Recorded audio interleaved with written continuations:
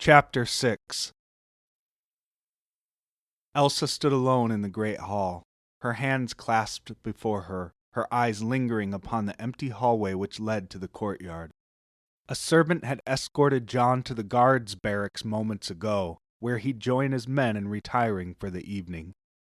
He must be exhausted, Elsa thought. They'd worked all day, from early morning to late evening, unloading the heavy cargo from the ships, and she found it curious that instead of retiring directly to his room, he'd come to see her instead. He could have had one of his men bring her that manifest. There was nothing official or necessary in its presentation which required him to deliver it, and yet he had. Not that she was complaining. She'd enjoyed her evening with him after all. It had been a long time since she'd enjoyed herself like she had tonight. So long, in fact, she couldn't remember the last time. The past 6 months had been filled with nothing but heartache, loss, and disappointment. But today was different. When John and his men arrived, they brought more than just food and water. They brought hope, and that's something she thought lost forever. But it was more than just the gift. She'd never spent the evening with a person in this way, sitting and talking with someone she didn't know, sharing experiences and confiding in one another. It felt good to talk about her concerns. Of course, she had her sister to talk to, and they'd spent many a night since the great thaw talking and laughing together, making up for the many years of her isolation. But talking with John was different, and she wasn't sure why. Was it something about John himself, or was it the newness of the experience in general? How could she know, when she had no frame of reference for such a thing? The only stranger she'd ever spent time with was Kristoff. After her coronation, when she fled to the North Mountain, Anna had come after her, and on the way she'd met Kristoff, the wandering mountain man and seller of ice. He didn't have to help Anna, yet he sacrificed everything to save her, losing his sleigh and sole means of livelihood in the process. Elsa had liked him from the moment she'd heard about it, rewarding him with a new sleigh and the title of official ice master and deliverer. But it'd be a long time before they were comfortable around each other, before she'd know him and trust him as she did today. With John, on the other hand, those feelings seemed to come quickly. She felt a connection with him, a strange sort of companionship that made it easy for her to open up, and that was saying something, for she'd never found it easy to talk to anyone. Perhaps it was his kindness, or his generosity, or his unconcerned nature that put her at ease. She didn't know. But whatever it was, she'd never felt that with anyone before. "Are you all right, Your Majesty?" Startled, she turned to see Kai, her castle steward, standing in the doorway on the opposite side of the great hall. His ample figure eclipsed the opening, and his bald head sparkled in the light of the lanterns behind him. She'd been standing and staring into space, lost in her thoughts, and she felt a little silly for it. She glanced back down the hallway, pretending she'd been looking for something. "Yes, I'm fine." "Very well, then. I'll be in the library if you need anything." He disappeared back through the door and left Elsa alone once more. She tried to collect her thoughts, tried to pry her attention from John and focus on the present, but she was having trouble with that even though she knew it was a distraction. It seemed like there was something she needed to do, something she was forgetting, but she couldn't remember what it was. She started across the great hall, heading for the open door where Kai had been, but she had no real purpose or direction. She was thinking how John had saved her twice today, first by delivering the supplies, and then by offering to send one of his ships to Wesselton. She recalled the look of concern he had and wondered why anyone would go through so much trouble to help someone they just met. She didn't know the answer, but she was glad for his offer of assistance. Then he suggested they use the new supplies to celebrate her sister's engagement. She had to admit the idea sounded incredulous at first, but the more she thought about it, the more it made sense. After all, who was more deserving of a celebration than Anna? Anna had sacrificed everything for her, so the least she could do was celebrate one of the most important events of her life.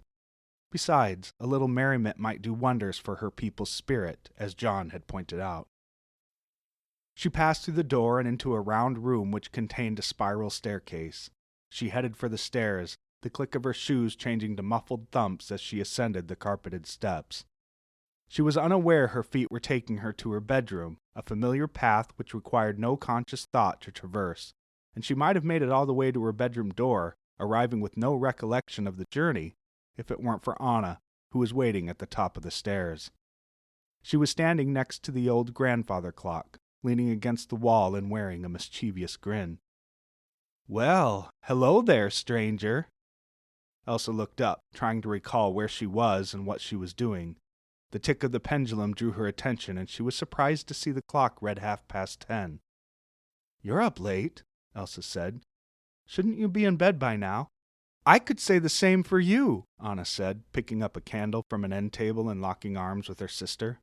They began a slow march down the hall toward Elsa's room. "And?" Anna said, drawing out the word in one long breath. "How was your evening?" Elsa shrugged. "Fine." Anna seemed to be waiting for more, but nothing more came. After a short silence, she continued. "It must have been an interesting one. Looks like you lost your favorite cape." Elsa's hand went to the dimple of her collarbone where the clasp should be.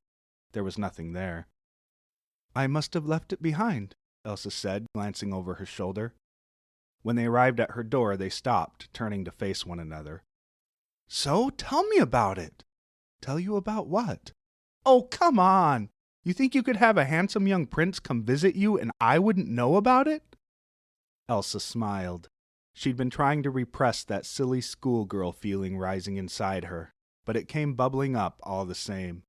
She opened the door, gesturing for Anna to hurry inside, then glanced both ways as if she were afraid they were being watched.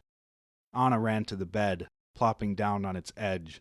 Elsa took the candle from her and used it to light the others in the room, then set it on the nightstand before sitting next to Anna. They sat facing one another, with Anna leaning forward, supporting herself on one hand as she waited for the news. There was a gleam in Anna's eye, a spark of excitement and curiosity she hadn't seen for a long time. It was so easy to see that little girl she remembered from long ago, peeking out from behind those turquoise eyes, and she felt the glow of nostalgia as she thought about how little her sister had changed over the years. Anna had always thrived on excitement and curiosity, always had a thirst for adventure and a passion for discovery. This sometimes got them both in trouble, but it also kept them entertained in spite of the drudgery that was princess life. Private tutors, etiquette lessons, and royal balls were enough to bore the tears out of any child, but with Anna it was never boring. Whether they were crawling onto the roof to watch the northern lights, or sneaking outside to play in the snow, or making their own snow in the ballroom, Anna always found a way to keep everything exciting. But those days were short-lived. The accident changed her life, and she'd spent the next 13 years locked in her room, trying to learn how to control her magic and resigning herself to a lifetime of solitude. Anna, though, never gave up on her. That light in her eyes kept glowing no matter what evil tried to snuff it out, and there was plenty of evil in her world. She'd lost her sister to a life of isolation, lost her parents to the wrath of the sea, and was rejected and betrayed by her fiancé. Any one of those things might have been enough to destroy even the strongest of women, but Anna weathered them all, and though that light in her eyes dimmed for a time, it had never been lost. It was there now, burning bright as ever as she sat perched on the edge of the bed, not so patiently waiting for the details of John's visit. "So, what do you want to know?" "Tell me everything. What was he wearing? What did you talk about? How long did he stay?" "Okay," Elsa said, trying to decide where to start. "I'm not really sure what time he arrived or how long he stayed. I wasn't really paying attention to the time. It was after dark, I know that, and I was just sitting in the throne room thinking about the day when he showed up." "Was he by himself?" "Yes. Well, except for 2 of my guards." "Okay, go on. What was he wearing? How did he look?" "Well, he'd just bathed, so his hair was wet and slicked back, and he was wearing a fancy blue shirt and white breeches." Elsa grimaced, covering her face with her hands. "Which I spilled wine all over." "You what?" Elsa didn't know how, but she'd forgotten about that part, although it happened less than an hour ago. Her mind was so preoccupied with Wesselton, the rose garden, and a possible engagement party that she'd forgotten. but now the memory came rushing back, along with the sting of its humiliation. Elsa peeked out from between the spaces of her fingers. I made him spill his wine. Wine? You had wine? Yes, I scared him so badly he spilled his wine right in his lap. What happened? The moment hadn't been a pleasant one. The spikes of ice which shot out from her throne reminded her of that fateful evening at her coronation when she had, quite by accident, conjured a row of deadly spikes in her ballroom. She'd nearly impaled some of her guests, and she remembered the look of horror on their faces as they realized for the first time there was more to the Queen of Arendelle than they could possibly imagine. She'd lost control, revealing powers she'd spent a lifetime trying to hide, and it filled her with shame and embarrassment. That was one of the worst times of her life, and she swore it would never happen again, but somehow it had. And to make matters worse, this was the second time in just a few days she'd lost control of her magic. She couldn't understand what was happening, why she couldn't keep it in. Remember that ship I sent to Wesselton? Oh no! I forgot about that! So did I, and when I realized what I'd done, I lost control of my magic. I startled John so badly he spilled his wine down his legs, ruining his breeches. Anna grabbed her hand and gave it a squeeze. I'm sure it wasn't that bad. I wanted to die. Anna nodded like she understood, but how could she understand? How could she possibly understand what she felt? But that wasn't fair. She recalled the chaos after her coronation and her flight to the North Mountain, convinced if she stayed in Arendelle her magic might hurt someone again. It was Anna who'd come after her, braving the dangers of the wilderness to get her back. It was only then that Elsa learned how she'd doomed Arendelle to an eternal winter, burying the entire kingdom under heaps of freezing snow. Anna asked her to undo it, but she didn't know how. It was Anna who helped her learn love was the key to overcoming her fears, and with that realization she was able to remove the snow, unfreeze the fjord, and bring back summer. No doubt Anna did understand how difficult it was for her. It was she herself who didn't seem to understand what was going on. After the great thaw, she thought her struggles with her magic were over. She thought she'd learned to control her powers, but she was wrong. Obviously, there was more to herself and her magic than even she understood. I'm sure it wasn't that bad, Anna said, trying to be consoling. What did John do? Nothing. He just laughed. Then we went to the rose garden and talked. Really? Elsa nodded. He didn't get upset? Elsa shook her head. That's great! What did you guys talk about? Elsa started to say something, then realized she had to be careful here. She didn't want to tell Anna about their conversation regarding the engagement party. Since she hadn't decided what to do, there was no sense getting her sister all worked up, and she knew if she told her there would be no stopping her from getting worked up. John is going to send one of his ships to Wesselton in the morning. They're going to deliver a letter canceling the contract. Really? That's wonderful. See, you get all worried about this stuff, but in the end it works out. I suppose you're right. Now, Anna said with a sigh, if I could just convince Kristoff of that. The mention of Kristoff made Elsa realize she'd forgotten about him. She hadn't seen him all day, and the last time they'd spoken they had a disagreement. Kristoff wasn't one to work through his feelings very well, so she was a little worried about him. How is he? Kristoff? Oh, he's fine. He's just pouting because no one believes John could have come here to overthrow the kingdom. Elsa suddenly realized what it was she'd forgotten about. That reminds me, she said, standing up. There's something I need to do.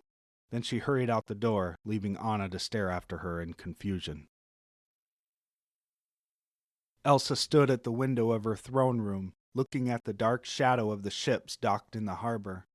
She thought about the immense work it would have taken to load those ships. She thought about the dangers inherent in sea travel. Then she wondered if someone would go through all that as part of an elaborate ruse.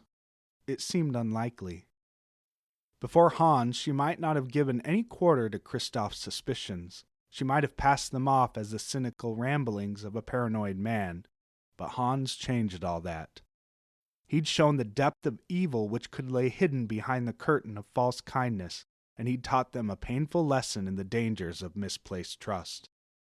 John seemed like a kind and decent fellow, and she hoped all this doubt surrounding his motives would turn out to be a waste of time and energy, but she wanted to know for sure.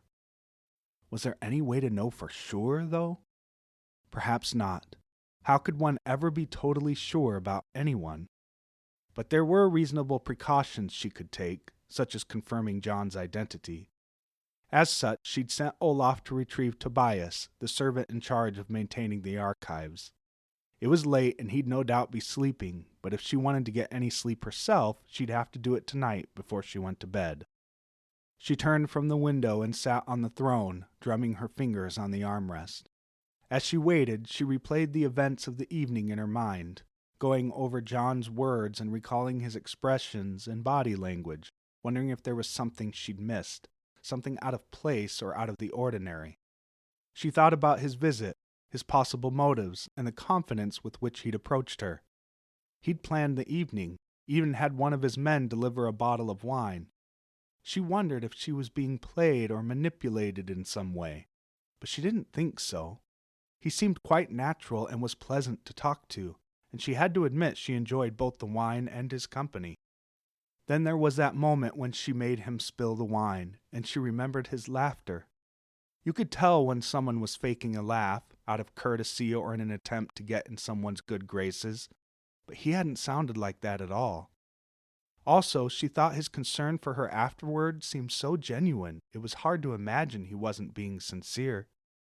So far, she had no reason to suspect John was anything but sincere, but she'd do what she needed to put her concerns to rest, to the most reasonable extent possible. Footsteps approached outside the hall and, as expected, Olaf and Tobias appeared in the archway. Tobias looked like he'd been sleeping. What remained of his black hair was a mess, and he blinked against the light of the lantern which he held aloft, scrubbing a hand across his face and over his balding head. "Thank you, Olaf," Elsa said. "Please stay here until I get back." "Okay," he said with the unbridled enthusiasm that only he could conjure this late in the evening. She turned with Tobias and headed back down the hallway.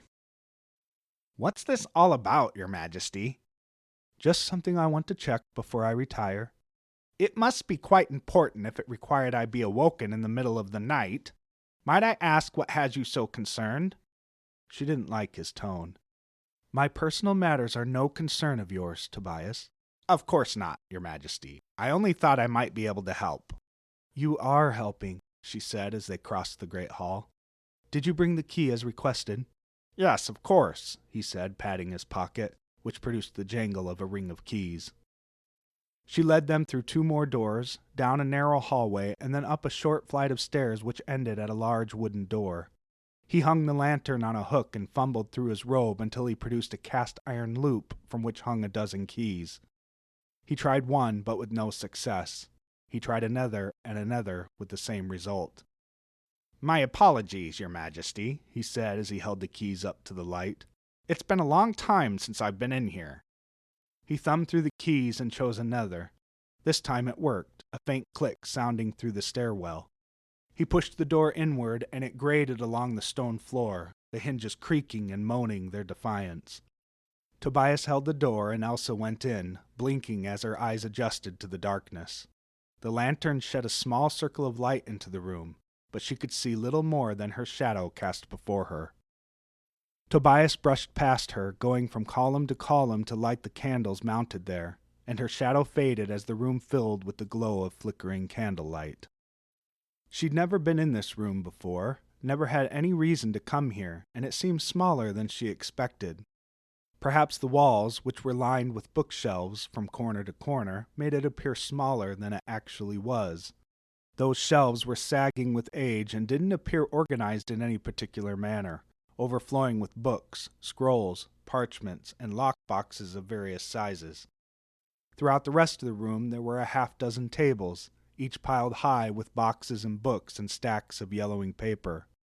All of it was covered with a thick layer of dust, cobwebs connecting one object to another in a fine, silky lattice. The place needed a lot of attention, and if she weren't so short on staff, she might have ordered someone to come clean and organize it. In the meantime, she wondered if Tobias would be able to find anything in this mess. I'm looking for birth records, she said, as Tobias set the lantern on a dust-covered desk and brushed his hands on his robe. Birth records? Yes, birth records from neighboring kingdoms. The Southern Isles, to be exact. Going back about 30 years should suffice. Tobias looked puzzled. They're here, aren't they? She asked. Yes, of course, but... He paused, but never finished the sentence. Motioning for Elsa to follow, he headed toward the east corner, searching tables as they went. When he found the one he was looking for, he started lifting boxes and shifting papers, creating plumes of dust and sending cobwebs scattering. Elsa coughed, turning her face away and waving a hand to clear the air, but her attention snapped back when Tobias let out a cry of success. He dragged a medium-sized box to the edge of the table and hefted it up, carrying it to an empty desk in the middle of the room. There he set it down and lifted off its cover, peering at the contents, which included papers, envelopes, and other stationery. He flipped through a few of them and then grunted in satisfaction. This is it, he said, pushing the box to Elsa. This contains all the records of births, marriages, and deaths of all royals and dignitaries in Arendelle for the last 100 years. It should also include any royal birth and wedding announcements from other kingdoms during that time. Thank you, Tobias, she said, pulling the box toward her. Unlike the rest of the room, the papers were neatly arranged and, although many of them were tattered or folded, they'd been filed with care. She was glad for that. The last thing she wanted to do was spend the whole night sorting through a jumbled mess of papers. Would you like me to stay, Your Majesty? She noted his unenthusiastic expression. No, thank you. You can go. Just leave the keys and I'll lock up when I'm done. As you wish, he said with a bow. He set the ring of keys next to the box and left, grabbing a candle and pulling the door shut behind him. Elsa searched through the papers and other items, which were all official documents and notices. The first section was labeled Marriage Records, as marked by a white, wafer-like stick inscribed with fanciful scrawl. The next partition was labeled Death Notices in a similar fashion. She skimmed past these, her fingers walking across the top of the papers until they came to a stop at what she was looking for, a section labeled Birth Announcements. She extracted the entire section, which was about the thickness of a good-sized book, and bent over to blow dust and cobwebs from the desk before setting it down. The first page was folded in half, and after unfolding it, she found it was from a kingdom she had no interest in. She rifled through the other sheets and found records from many of the surrounding lands, each declaring the births of various princes and princesses. Fortunately, the announcements were grouped together according to kingdom, which made it easy to find the records for the Southern Isles. They were the largest section in the stack.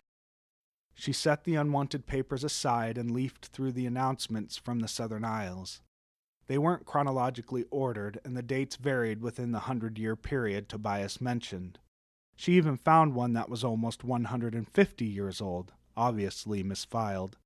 She didn't recognize any of the names on any of them, except for when she found Han's record, which she paused to inspect. She scowled at the name printed on a form that was supposed to bring joy and gladness to all who read it.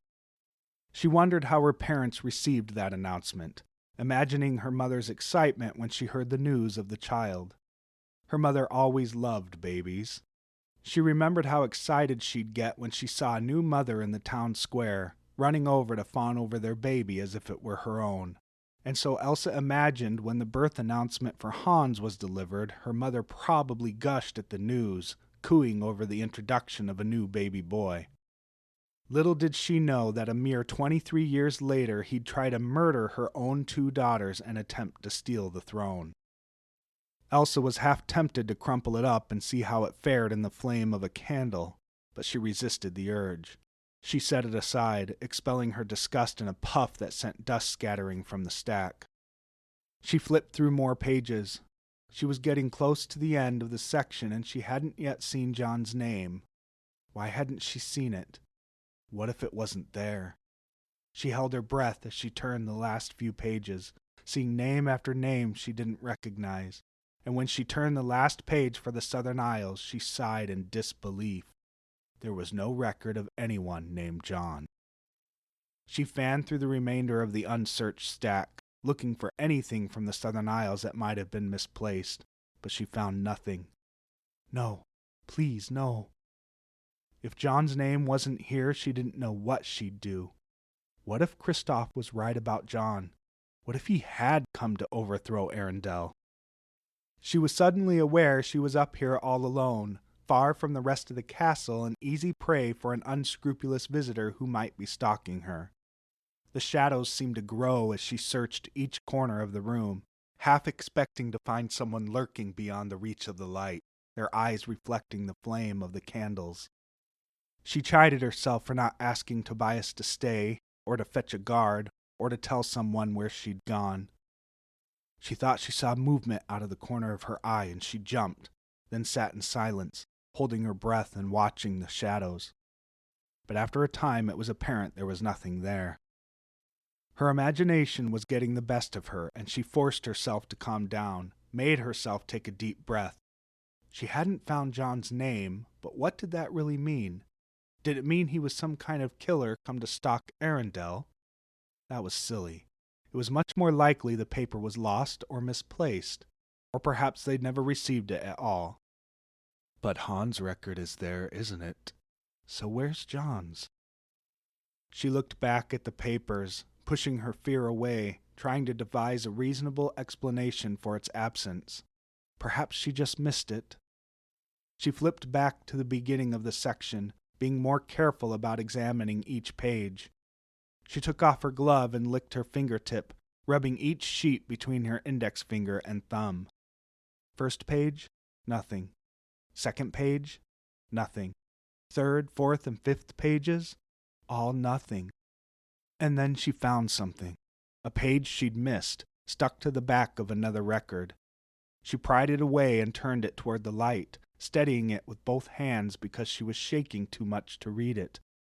There it was, the one she'd missed, the one she'd been looking for, and she breathed a sigh of relief when she saw his name, Prince John, printed in large calligraphy letters beneath the words, announcing the newest addition to the royal family of the Southern Isles. The birth date he provided her matched the date on the announcement. She sat back, heart racing, and took a moment to collect herself. She was thirsty all of a sudden, and she felt like all the energy had been drained out of her, like she could lay her head on the desk, as dusty as it was, and fall right asleep. But she didn't. She sat for a few moments, studying John's announcement, her heart rate slowing and her breathing returning to normal. You silly girl, she thought. You got all worked up over nothing. She pulled her glove on and started to put John's birth announcement back where she found it, between Edward and Anders, then thought better of it. She didn't want it to get stuck again, or ruined by whatever substance had bonded it to the other sheet. So she set it on top before combining it with the rest of the stack and lowering it back into the box. She was about to put the lid on when she saw one of the sheets had slipped and was sticking up from the others. It wasn't much, just an edge and most of one corner, but it was enough for her to recognize the seal of Arendelle and what looked like the first few letters of her father's name. Intrigued, she pried open the stack and extracted the paper to examine it. It appeared to be the official announcement of her father's birth, but it was so caked with dust and grime she couldn't tell for sure. She held it flat and blew on it, sending a cloud of dust into the air. Then she swiped at the grime with her thumb. What it revealed astounded her. It was definitely her father's birth announcement, there was no doubt. In the corner was an impression of Arendelle's seal, and his name was printed below the words, "We are proud to announce the birth of." But just below his name, in the same faded style of lettering, were printed the words, "End Princess Inger." Elsa looked up from the paper, confused. Who was Princess Inger? She'd never heard that name before. She looked back down, wondering if she'd made a mistake or been tricked by the candlelight or something. But no, there it was, as plain as day. Had her father been a twin? She regarded this as unlikely because he'd never mentioned a sister, or a sibling of any kind, for that matter. But the record was clear. There had been a Princess Inger. So what happened to her? She flipped the paper over, as if she might find a clue on the other side, but Of course, it was blank. She looked at the writing again, wondering if she'd misinterpreted it, but she hadn't. It just didn't make any sense, but there it was, a name she didn't recognize printed below her father's. Princess Inger. Perhaps Inger died as a baby. She'd heard of that before, a baby dying shortly after birth. It was tragic, but not all that uncommon. If that's what happened, then her father would never have known Inger. Still, it'd be unusual for him to not even mention her. She wondered if there was anyone she could ask, anyone in the castle who might have been around when her father was born, but she couldn't think of anyone. Her father had dismissed all the staff when she was a child, hiring new servants and then only enough to maintain the necessary castle functions. This he'd done to protect her from prying eyes after she struck Anna with her magic. She grimaced at the memory. It was one she didn't like to think about, even after all these years, but once conjured, the memory was difficult to restrain. She kept seeing little 5-year-old Anna's bright eyes as she leapt from one magical snow pile to another, going higher and higher with each leap. She tried to stop her, tried to slow Anna down because her magic couldn't keep up, but she wouldn't listen. All it took was one misplaced burst of magic, and then she shut her eyes against the memory, forcing it back like a wild beast into its cage. She sighed and looked at the paper again. So she might never find out what happened to this Princess Inger after all. Wait a minute. Didn't this box also contain death notices? She glanced at the labels to confirm, and yes, there was a section dedicated to death notices. She dropped the birth announcement on the desk and went back to the box, sorting through the papers with renewed interest. If Inger died as a baby, then surely they would have filed a death notice for her. Wouldn't they? She filed through the papers one at a time until she thought she'd found what she was looking for. She slid the paper out of the box, studying it to make sure, and it was definitely Inger's death notice, but what she read there confused her. According to the document, Princess Inger was lost at sea at the age of 19. Elsa couldn't understand what she was reading. She picked up the birth announcement again and held the two records side by side, trying to make sense of them. Why would her father have concealed the existence of a twin sister? Why wouldn't he have told her about her aunt? She couldn't reconcile her discovery with what she knew about her father. He wasn't the sort of person to keep secrets from his family. She wondered if there was anything else up here that might shed some light on the mystery of who this Princess Inger was. So she went from table to table, opening boxes and rifling through their contents. Any that she found of interest she brought back to the desk, and soon she had a stack of boxes on both sides of her, with piles of paper spread out and discarded sheets overflowing onto the floor. She had no idea how much time passed before she heard the frantic steps of someone racing up the stairwell. Alec burst through the door, flinging it open with his shoulder. "Your Majesty!" he said, panting and out of breath. "We've been looking everywhere for you." "What is it?" She'd never seen Alex so distraught, and it frightened her. "What happened?" "The ships! It's the ships!" When he turned and ran back down the stairs, Elsa gave chase at once. She didn't know what Alec meant by the ships, but she didn't like the way he said it. Had she been wrong about John after all? Had her confirmation of his identity been a false lead? Were the ships a part of some elaborate scheme by John, like the Trojan horse in the stories her father read her as a child? That mythic device had concealed soldiers, but she couldn't imagine what the ships might have been used for that would make Alex so frantic to find her. She held her dress up as she bounded down the steps 2 at a time, careful not to lose a shoe as she ran down the hallway in her heels. When she entered the great hall, there were servants milling about in their pajamas with confused looks, as if they'd just awoken in a strange place. They stared as she ran past, but offered no explanation, nor did she wait to receive one. When she reached the hall that led to the courtyard, the double doors were already open, and she knew something was terribly wrong. It was the middle of the night, and yet something was aglow outside, its bright orange light flooding the hallway.